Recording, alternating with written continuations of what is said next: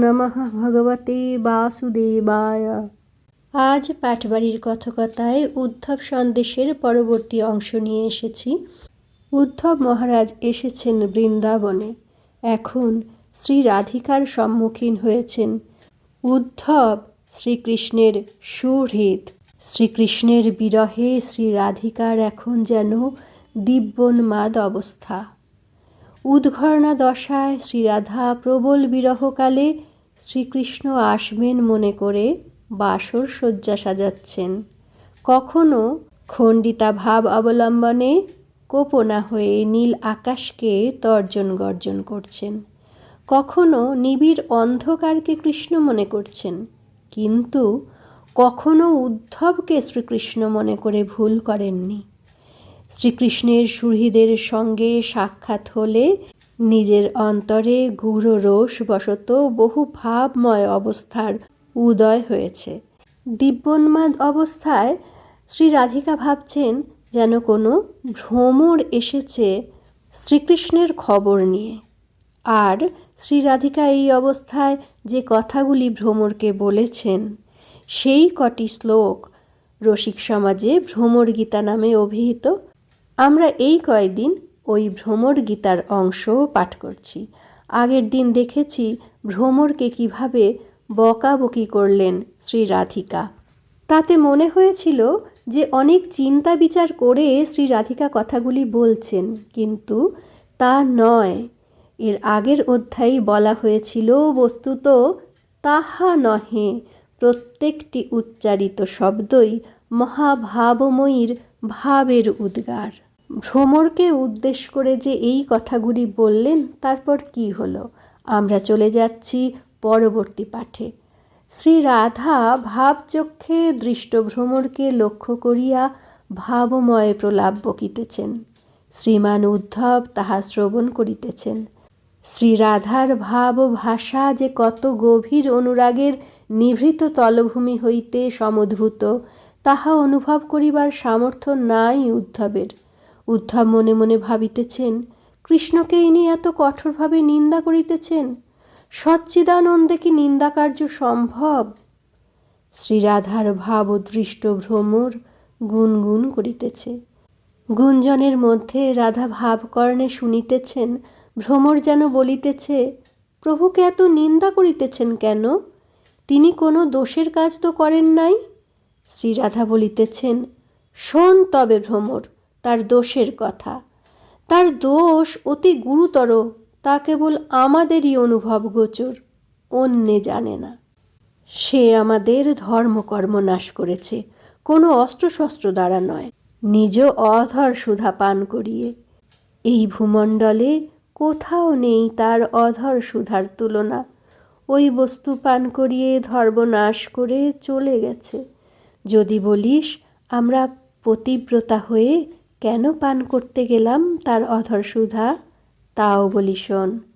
এই সুধা মোহিনী মোহকারী, আমাদের বুদ্ধি নাশকারী চিত্তে দুরন্ত লালসার উদ্গম হয় তার মধুর অধরখানি দর্শন মাত্র। বিচার সামর্থ্য লুপ্ত হয়ে যায় তার শ্রীমুখে নয়ন দেবার সঙ্গে সঙ্গে। কি যে তীব্র লালসা জাগে অন্তরের মধ্যে, তা বুঝবে না অন্য কেউ, যাদের সৌভাগ্য হয়নি ওই চাঁদ অধর দর্শন করবার। তীব্র কামনার আবেগে আমরা ওই সুধার লালসায় উন্মত্তা হয়েছিলাম। যেভাবে সে তার অধর মধুরিমা আমাদের পান করিয়েছিল, ত্রিভুবনে তার দৃষ্টান্ত নেই। কিন্তু সে যে আমাদের ত্যাগ করেছে, তার দৃষ্টান্ত হে মধু তোরাই। তোরা যেমন মধু খেয়ে ফুলকে ছেড়ে যাস, সেও সেই রূপ ছেড়ে গেছে। তার নির্দয়তা তোদের মতো, এ কথা বললে কম বলা হয়। তোরা ভ্রমর জাতি, মধু পান করে ত্যাগ করিস, আর সে পান করিয়ে ত্যাগ করেছে। তোরা ফুলকে ত্যাগ করিস তাতে আর মধু নেই বলে, আর সে ত্যাগ করে সুন্দর সরল মন যাদের, তাদের কেবলমাত্র দুঃখের সমুদ্রে ডুবাবে বলে। অপরকে দুঃখ দিয়ে যার সুখ, তার মতো দুঃশীল আর কে থাকতে পারে বল? তার অন্তরে একটি মাত্র অভিসন্ধি, যারা তার অধর সুধা পান করে তাদেরকে গভীর দুঃখে নিষ্পিষ্ট করা। কপটি তোর প্রভু মনে ভেবেছে, যদি তীব্র দুঃখ দিই ব্রজগোপীদের, তবে তারা দুঃখের আঘাতে মরে যাবে। তারা মরে গেলে কাদের দুঃখ দিয়ে আমি সুখী হব? সেই জন্য সে আমাদের দেহগুলিকে মৃত্যুহীন করে রেখেছে শ্রী অধরের অমৃত খাইয়ে। আসছি পরের কথায়, তার আগে কটি কথা বলি। আমরা নিই চরণামৃত, চাঞ্জল।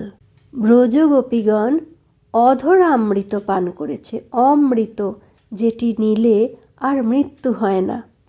সমুদ্র মন্থনে যখন অমৃত উঠেছিল, সুরাসুরের মধ্যে খুব ঝামেলা বেঁধে গিয়েছিল অমৃতকে পান করবে। অসুরদের মধ্যে প্রবল আকাঙ্ক্ষা অমর হয়ে থাকার, তাই তারা চেয়েছিল অমৃত পান করতে। কিন্তু পৃথিবীতে অসুর ভাব যদি প্রবল হয়, পৃথিবী নাশ হয়ে যায়, কেউ শান্তি পায় না। অসুরকে তো অমর করা যাবে না, তাই শ্রী বিষ্ণু মোহিনী বেশ ধারণ করে অমৃতের ভাণ্ড ধারণ করেছিলেন। এই প্রসঙ্গ আনলাম এই জন্য, অমৃত বোঝার জন্য। তা অধরা অমৃত পান করেছেন ব্রজগোপীগণ, পান করিয়েছেন শ্রীকৃষ্ণ। ভ্রমর জাতি ফুলের মধু নিজে থেকেই পান করে, ফুল মধুহীন হলে ত্যাগ করে। আর শ্রী রাধারানীর ধারণা, ব্রজগোপীগণকে শ্রীকৃষ্ণ দুঃখ দেবেন বলেই অধর সুধা বা অধরা অমৃত পান করিয়ে মৃত্যুহীন করেছেন, তাদের মরণ নেই। তাহলে সেই মানুষকে কি কখনো ক্ষমা করা যায়? তাকে তো এরকম কটু কথা বলতেই হয়। কিন্তু উদ্ধব তো শ্রীকৃষ্ণকে অন্যরকমভাবে চেনেন। উদ্ধব শ্রীকৃষ্ণের আসল স্বরূপ জানেন। সেই সচ্চিদানন্দের নিন্দা শুনতে হচ্ছে উদ্ধবকে। উদ্ধব শুনছেন।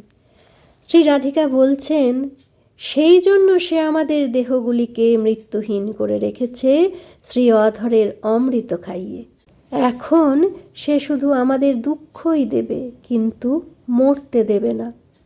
ভ্রমর, তোরা যেমন দূর থেকে ফুলের গন্ধে আকৃষ্ট হয়ে নিকটে আসিস এবং গুনগুন করে গুণ গেয়ে শেষে চুম্বন করে মধুপান করিস, সেই কপট চূড়ামণিও সেই রকম দূর থেকে আমাদের অঙ্গগন্ধ পেয়ে নিকটে আসে, এসে কত গুণ গায়, শেষে অলক্ষিতে মধুবর্ষী চুম্বন করে নিজের অধর সুধা পান করায়। শ্রী রাধা ক্ষণিকের জন্য নীরব হইলেন। ভ্রমর গুঞ্জন করিয়া বেড়াইতে লাগিল। গুঞ্জনের মধ্যে শ্রীরাধা শুনিতেছেন, ভ্রমর বলিতেছে, তুমি তো রাসের দিন কাঁদিয়া বলিয়াছ, জয়তি তেধিকং জনমনা ব্রজা শ্রয়ত ইন্দিরা শাশ্বদত্রহি দয়িত দৃশ্বতাং দীক্ষুতাবকাস্ত্বয়ি ধৃতা সবাস তাং বিচিন্যতে। বলিয়াছ তো, বৈকুণ্ঠের অধীশ্বরী ইন্দিরা নিরন্তর তাহার সেবা করেন। যে ব্যক্তি এত দোষে দোষী বা এত নিন্দার পাত্র, লক্ষ্মীদেবী কি তার সেবা করিতে পারেন কখনো? এই কথা শুনিয়া শ্রীরাধা বলিলেন, ভ্রমর, কি বলছিস? বৈকুণ্ঠেশ্বরী যার পাদপদ্ম সেবা করেন, আমি গোয়ালার মেয়ে হয়ে তার নিন্দে করছি কেন? তবে বলি শোন, লক্ষ্মী তার আপাত রমণীয় বাকচাতুর্যে মুগ্ধচিত্তা হয়েছে। যদি বলিস লক্ষ্মী ঈশ্বরী, তিনি কারও কথার চতুরতায় ভুলবার ব্যক্তি নন। আমি মনে করি ঈশ্বরী বলেই লক্ষ্মী যে তীক্ষ্ণ বুদ্ধিমতী তা নয়। আমরা গোয়ালিনী হলে কি হবে? আমরা লক্ষ্মীর থেকে বিচক্ষণা। আমরা মধুপতির স্বভাব জানি, লক্ষ্মী এখনো জানতে পারেনি। আর তোকেও নিষেধ করছি, তোর ভালোর জন্যই বলছি, সেই কপটির সঙ্গে মিত্রতা করিস না। যদি করিস তাহলে পরিণামে পরিত্যক্তা হয়ে আমাদের মতো কাঁদতে হবে। এখানে আবার সেই পরিভাষা চিত্রজল্পের দ্বিতীয় ভেদ, 10 প্রকার ভেদের মধ্যে দ্বিতীয় ভেদ পরিজল্প অঙ্গটি প্রকাশ পেয়েছে। প্রভুর নির্দয়তা, শঠতা ও চপলতা প্রতিপাদন করত ভক্তিপূর্বক যেখানে নিজের বিচক্ষণতা জানানো হয়, সেটাই চিত্রজল্পের দ্বিতীয় ভেদ পরিজল্প। শ্রীকৃষ্ণ মোহনকারী অধর সুধাপান করিয়ে ব্রজ গোপিনীদের অমর করেছে, যাতে চিরকাল দুঃখ দিতে পারে। এই কথায় শ্রীকৃষ্ণের শঠতার প্রকাশ। আর লক্ষ্মীর সারল্য ও অল্পবুদ্ধির কথা উল্লেখে নিজের বিচক্ষণতা প্রকাশিত হয়েছে। উদ্ধব মহারাজ স্তব্ধ হইয়া শ্রীমতীর সংলাপ শুনিতেছেন।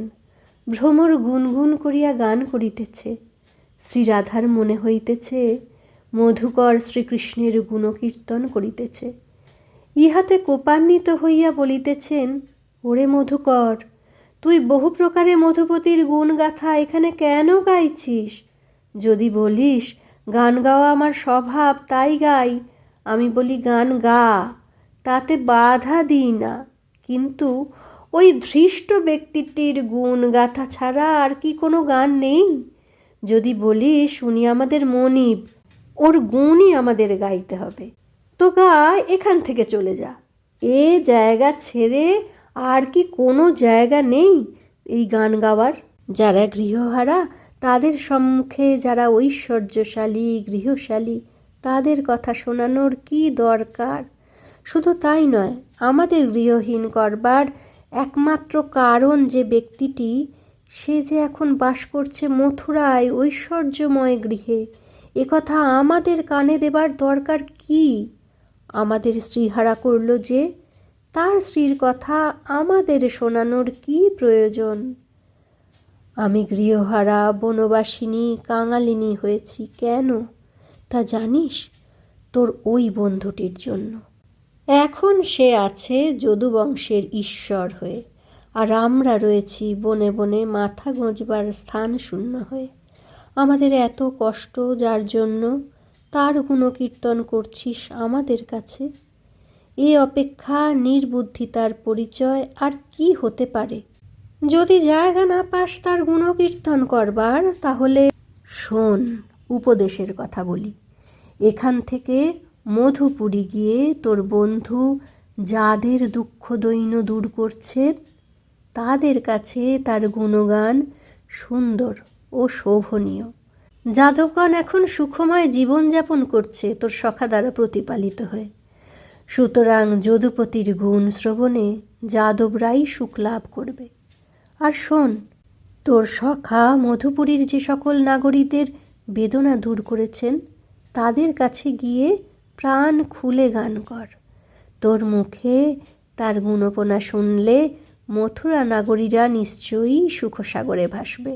কারণ প্রিয়ের সঙ্গ ও প্রসঙ্গ দুই সুখকর, যারা প্রেমাকৃষ্ট তাদের কাছে।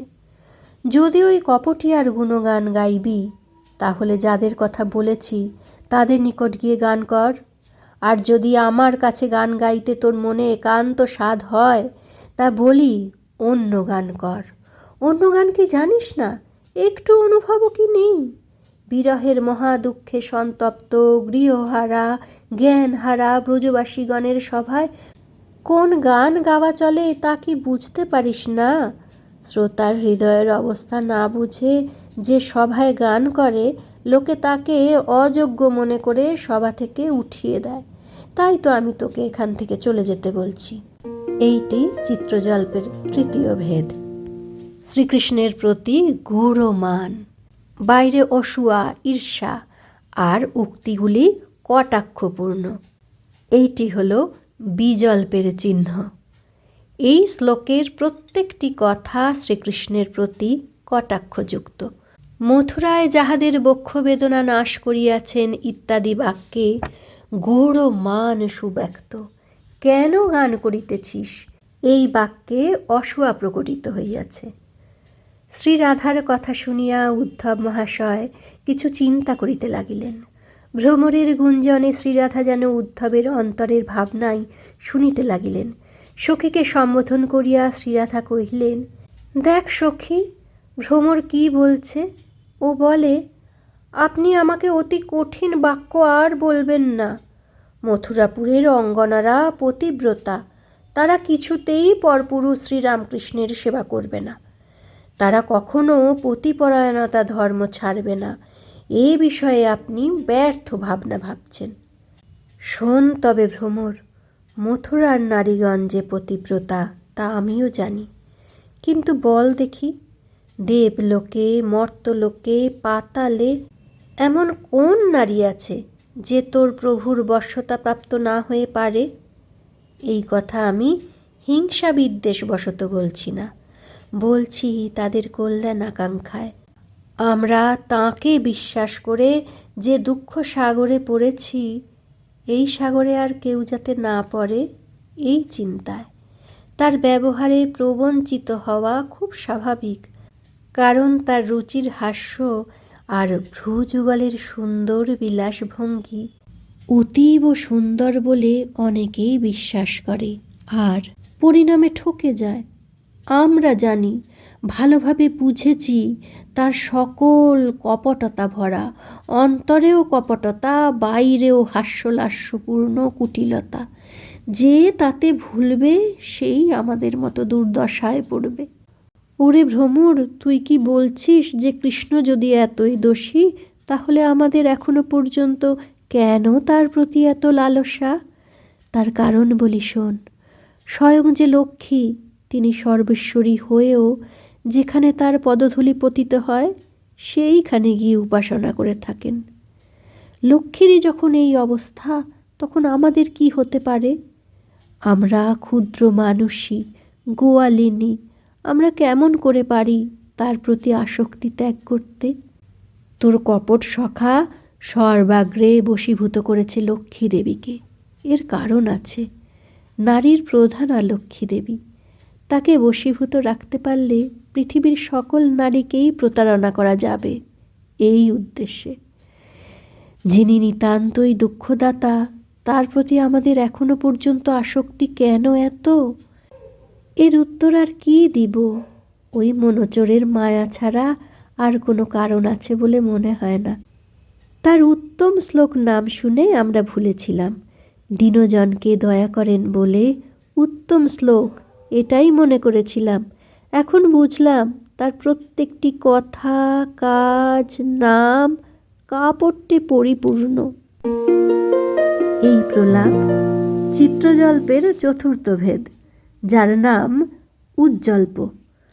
এর লক্ষণ কি? গর্ব মিশ্রিত ঈর্ষার সহিত শ্রীহরির কুহকতার বর্ণনা এবং অসূয়ার সহিত শ্রীকৃষ্ণের প্রতি আক্ষেপকে পণ্ডিতেরা উজ্জল্প বলেন। লক্ষ্মী পাদপদ্ম সেবা করেন, এই কথায় গর্বভরা ঈর্ষা রয়েছে। দিনকে কৃপা করেন বলে উত্তম শ্লোক, এই কথায় অসূয়াপূর্ণ আক্ষেপ স্পষ্ট। হরির কুহকতার কথাই শ্লোকে সুব্যক্ত। সুতরাং চিত্রজল্পের উজ্জল্প ভেদটি প্রকাশিত। কোনো গ্রন্থ পাঠ করলে পরিভাষাগুলো একটু বলতেই হয়। ভাষাগুলো হয়তো একটু শক্ত লাগে, কিন্তু মূল বিষয়টা বোঝা যায় যে কেন ওই 10টি শ্লোককে ভ্রমর গীতা বলা হলো। দিব্যোন্মাদ অবস্থায় রাধারানী উদ্ধবকে ভ্রমর মনে করছেন এবং ভ্রমরের সঙ্গে কথোপকথনে শ্রী রাধারানীর মনের অবস্থা আমরা বুঝতে পারছি। আজকের পাঠ এই পর্যন্তই। চিত্রজল্পের 10টি ভেদের চতুর্থ পর্যন্ত হয়ে রইল। 10টি ভেদই আমরা একটু একটু করে জানব পরবর্তী পর্বগুলিতে। হে কৃষ্ণ করুণা সিন্ধু দীনবন্ধু জগৎপতে গোপেশ গোপিকা কান্ত রাধাকান্ত নমস্তুতে।